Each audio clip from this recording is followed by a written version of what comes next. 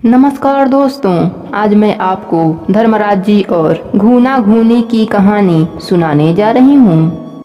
एक समय की बात है, एक जंगल में एक सूखे पेड़ पर घूना और घूनी रहते थे। पास में ही एक नदी थी। वहीं पर कुछ औरतें धर्मराज जी का नित्य नियम किया करती थीं। घून तो सारा दिन लकड़ी को घूनने में लगा रहता, पर घूनी उन औरतों के द्वारा कही गई कहानी को बड़ा ध्यान से सुनती थी। एक दिन घून से बोली कि सारे दिन लकड़ी घूनने में निकाल देते हो, थोड़ा सा भगवान का नाम भी ले लिया करो, तुम्हारा जीवन सफल हो जाएगा। घून कहता है, ऐसे भगवान के नाम में क्या है, इतनी देर में तो मैं एक हाथ के बराबर लकड़ी को घून लूंगा। ऐसे ही करते करते दोनों का अंत समय आया और दोनों मर गए। दूसरे जन्म में घूना तो राजा का हाथी बना तथा घूनी राजा की बेटी बनी।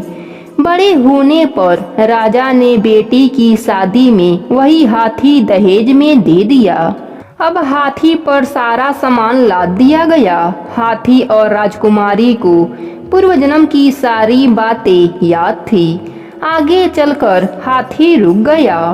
पालकी में बैठी राजकुमारी देख रही थी। उसने पालकी से उतरकर हाथी से कहा कि पिछले जन्म में मैं कहती थी कि थोड़ा समय भगवान का नाम भी ले लिया करो, पर तुम्हारे समझ में नहीं आता था और हमारी बात नहीं मानते थे। अब क्यों खड़े हो? हाथी उदास होकर चलने लगा। यह सब उसके पति ने देख लिया। उसने सोचा, यह तो जानवरों को बस में करती है, इसलिए उसकी भाषा समझ रही है। यह तो मुझे भी बस में कर लेगी। राजमहल आकर राजकुमार अपने पत्नी के पास आना तो दूर, उससे बात भी नहीं करता था और अपनी माँ को सारी बात बताई। तब सास ने बहू से पूछा। तब बहू ने बताया, पिछले जन्म में हम दोनों घूना और घूनी थे। मैं तो अपना काम भी करती थी और धर्मराज जी के नित्य नियम की कहानी भी सुनती थी।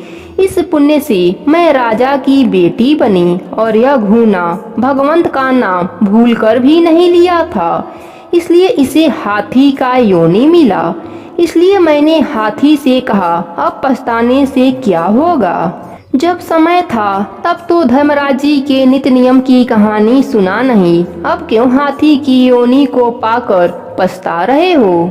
सास ने कहा, धर्मराज जी के कहानी के नित्य नियम से इतना बड़ा फल है तो हम सब भी धर्मराज जी के कहानी का नित्य नियम निभाया करेंगे। इस प्रकार सास ने भी धर्मराज जी के कहानी का नित्य नियम निभाया, जिसकी पुण्य से सास को स्वर्गलोक की प्राप्ति हुई। प्रेम से बोलिए धर्मराज जी महाराज की जय हो।